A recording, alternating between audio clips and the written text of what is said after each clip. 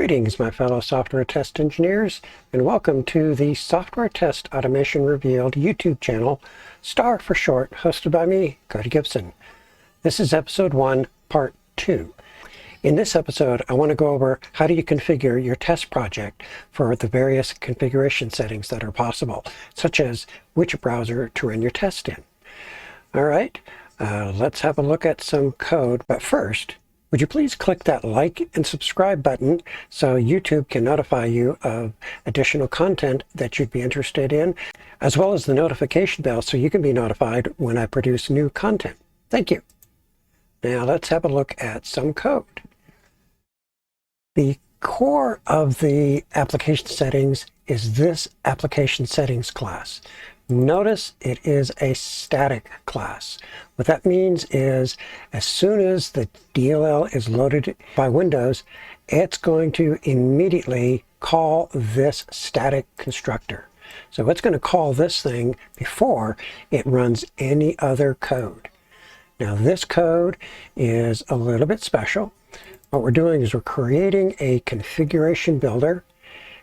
And with that, then we're adding the JSON file and we're telling it to point to this appsettings.json file that contains all of our settings. Then it tells it to actually do a build. So what you get out of it is a configuration object.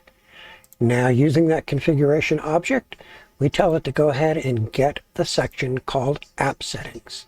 Let's have a look at that really quick. App settings is in here. It's this app settings JSON file, which is part of our test project. It's important. You need to put it in the test project. So even though that static class is here in the core, we want to put the settings file in the test project. That's the one it's going to actually read. So you notice the structure of this. This is a JSON file. We have to have this app settings section, and this is where all of our configuration settings are stored. So it's going to read this, and I give it a type called app settings. That is a class which is defined here up at the top. We have this private app settings class. So literally what it's going to do is this configuration.get section. It's going to build an object, an app settings type object, and it's going to deserialize all of that data into this object. So now that we have the configuration in memory, we can access it. We expose all of those properties through these public properties, such as target environment, target region. The one we're most interested in right now is the StarDriverType. So we're going to get StarDriverType. We're going to point it to the settings.StarDriverType, which comes in as a string. So we're going to parse it into an enum, which can be consumed by the rest of the test. Now let's look at where it is referenced. So we want to use this base test class.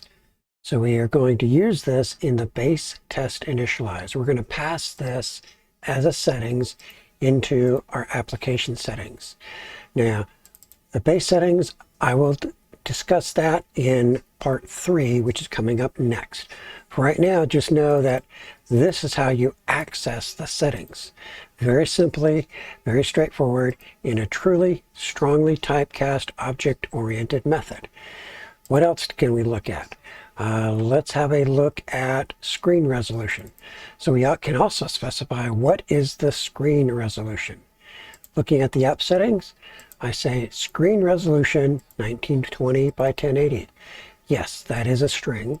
So what we need to do, we know it's a string, so we're going to say get that settings screen resolution. That's the private object that's not accessible outside this class.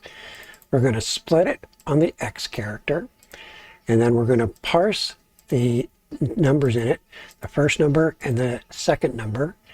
We're going to convert that into a size object and return the size object that can be consumed by everything else. Now, in the event that it's not convertible, we're just going to default return size.empty. For example, what happens if I want full screen? I can literally write full screen in here. And now let's see what happens. We go into the application settings and we see where this is being referenced. And in our base initialize, we're going to say, okay, if the application settings screen resolution is size.empty, well, then after launching the browser, I'm just going to maximize the browser. Otherwise, if screen resolution contains a valid size object, we're going to size the screen, the browser screen, to that screen resolution, and we're also going to move it to absolute point 00, which is the upper left corner here. So we're going to resize it and move it to the upper left so that it's got an absolute size. And that's how settings work. That's how you do the configuration and read the settings so that it can be used by the rest of the application. All right, so we have two references here. Now, what is the second reference? It is itself.